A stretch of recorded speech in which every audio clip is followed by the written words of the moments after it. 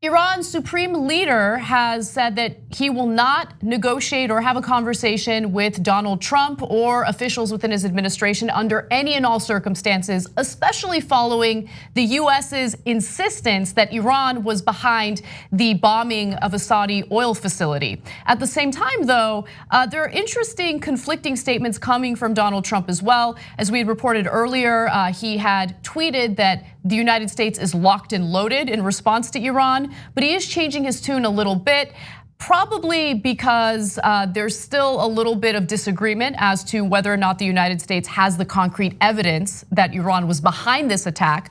But Trump also has a lot of love and affection for the Saudis, and he explains why in this next clip. Have you promised the Saudis that the U.S. will protect them in this case? No, I haven't. No, I haven't. I haven't promised the Saudis that. We have to sit down with the Saudis and work something out. That was an attack on Saudi Arabia, and that wasn't an attack on us. But we would certainly help them. They've been a great ally. They spend $400 billion in our country over the last number of years, $400 billion. And they're not ones that, unlike some countries where they want terms and conditions. They want to say, can we borrow the money at 0% for the next 400 years? No, Saudi Arabia pays cash. They've helped us out from the standpoint of jobs and all of the other things. And they've actually helped us. I would call and I would say, listen, our oil prices, our gasoline's too high. You got to let more go. You know that. I would call the Crown Prince and I'd say, you got to help us out. You got to get some more. And all of a sudden the oil starts flowing and the gasoline prices are down. No other president can do that. So Trump is known for saying the quiet parts out loud. He always references our economic ties to Saudi Arabia for his reasons of essentially letting them get away with murder in some cases, which is what happened to a Washington Post journalist due to Mohammed bin Salman. But there are also personal financial interests at play that rarely get any type of media attention whatsoever. Mehdi Hassan over at The Intercept wrote an excellent piece that details some of those ties to Saudi Arabia. But I also want to remind you, just yesterday, Trump had tweeted, quote, waiting to hear from the kingdom, meaning Saudi Arabia, and under what terms we would proceed. So he is just waiting on Saudi Arabia to tell him, hey, what should we do? How do we move forward? So this whole notion that Trump has any type of foreign policy ideology is ridiculous. And I know sometimes we have this discussion about how his instinct is to be less hawkish, but at the end of the day, money rules all of his decisions. And if Saudi Arabia holds any type of financial relationship over his head to push him into war with Iran, I have no doubt that Trump will move forward with war in Iran.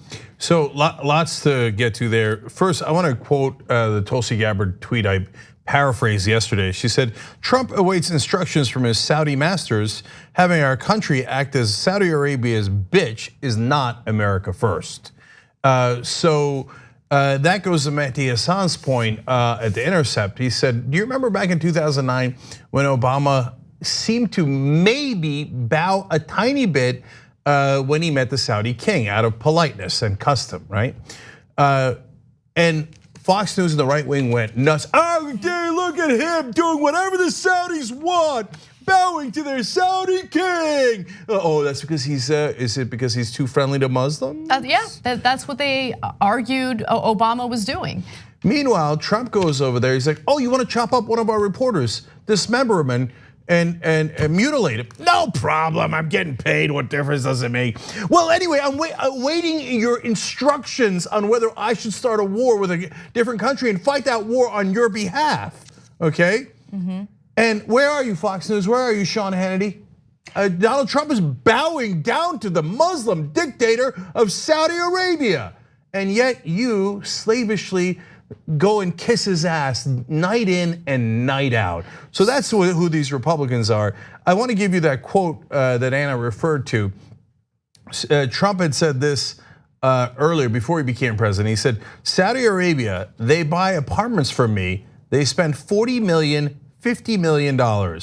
Am I supposed to dislike them? I like them very much. So it's not just that they're spending billions of dollars on making our defense contractors happy, who then funnel campaign contributions to Donald Trump, it's also that they personally enrich him. So that is why he is their bitch and is now ready to start a war on their behalf with our soldiers. So when your sons and daughters come back in coffins, understand at least Donald Trump got paid. So this story has some twists and turns, which I want to flesh out in just a minute. But I also want to read a portion of Mehdi Hassan's piece in The Intercept, because he writes, the Saudis have been bailing out Trump since the 1990s and have continued to do so since he entered the White House. So again, there are the personal financial motives for Donald Trump, and then there are the economic incentives when it comes to the United States. That is the reason why historically US presidents have been willing to work with Saudi Arabia, even though they have been problematic. They have been involved in the 9/11 terrorist attacks, but they'll look the other way when it comes to economic interests. Now, with that said, the twist to this story is that both the Pentagon and the Saudis are arguing that there still isn't enough concrete evidence to pin this on Iran. So let me start with the Pentagon. Pentagon officials, still under the leadership of an acting defense secretary since the departure of James Mattis, have recommended a restrained response to the recent attacks on Saudi oil facilities, arguing against a potentially costly conflict with Iran, and told reporters that the administration would need to find a valid legal basis to take action. Now let's move on to Saudi Arabia.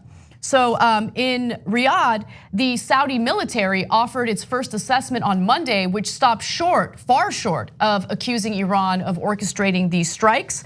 Saudi officials said the US didn't provide enough proof to conclude that the attack was launched from Iran. The kingdom has asked United Nations experts to help determine who was responsible for the airstrikes. So let's just stop for a second and consider the fact that Iran is the arch nemesis of the Saudis. And they're the ones who are, practicing restraint in this case, which is incredible. Yeah, so it's unclear at this point if the Saudis are like, do we really want to go to war? Or if they're saying, oh yeah, we definitely want to go to war, but we don't want to seem like we started it, because that's one Muslim country attacking another, and we're pretending to represent all Muslims in Saudi Arabia. So why don't we get our dogs in America to attack Iran for us, and we'll put out some quotes with restraint right before the war, so we could say later, well, I didn't do it. I mean, it's that crazy Donald Trump. After I gave him millions of dollars, he did it for me. Oh my God, I didn't want to go to war with Iran. Trump twisted my arm. So it is certainly possible that that's the game that they're playing. But meanwhile, as we explained yesterday, there's Democrats like Chris Coons going on Fox News saying, oh, I mean, we should be ready for war. I mean, this is provocation, etc. As always, when neoconservatives and corrupt people like Donald Trump and Mohammed bin Salman need votes for a war, or just rhetorical support for a war, corporate Democrats are there to save the day and to help them and give them that support. And then they pretend to be our colleagues and people that are on our side. They're not. But those defense contractors don't just make Republicans rich, they also make Democrats rich. And one more thing, when Trump talked in the first clip that we played for you, he talked about, hey, I called a Saudi king and he lowers oil prices for me. He increases supply. Again, you're not supposed to say that out loud. We know that that has been American policy for decades now. And he says, I'm the only president who could do that. No, every president has done that.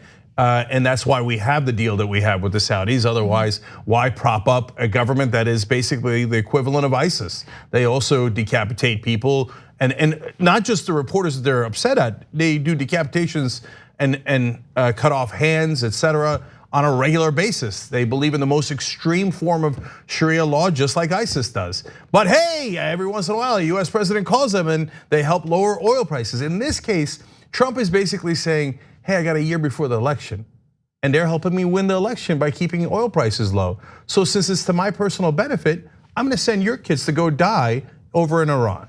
Now, I also want to just mention that Trump himself is sending mixed signals as to whether or not he wants any type of military intervention in Iran. He said during that same press conference that he would like to avoid war with Iran. So, I mean, he's a wild card. He's always been a wild card. You have no idea what he's gonna do. He'll order an airstrike against Iran and then literally call it off right before it's supposed to happen.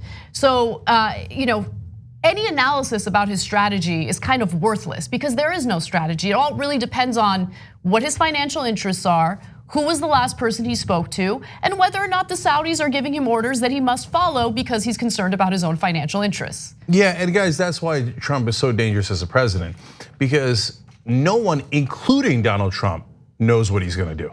Right. So it depends on the day, it depends on the hour. So if you think he has some sort of instincts to not start wars in the Middle East, well, he said that half the time. The other half the time he said locked and loaded, or as he once said, cocked and loaded. And so he doesn't know himself. So is he gonna start a war tomorrow? Well, tune in tomorrow and see what Donald Trump's insane, very unstable mind came up with. So in a situation like that, when you're playing Russian roulette with the world, that is not a good place to be. The TYT Plus app is now available on iOS and Android. Download to get more TYT content at tyt.com/app.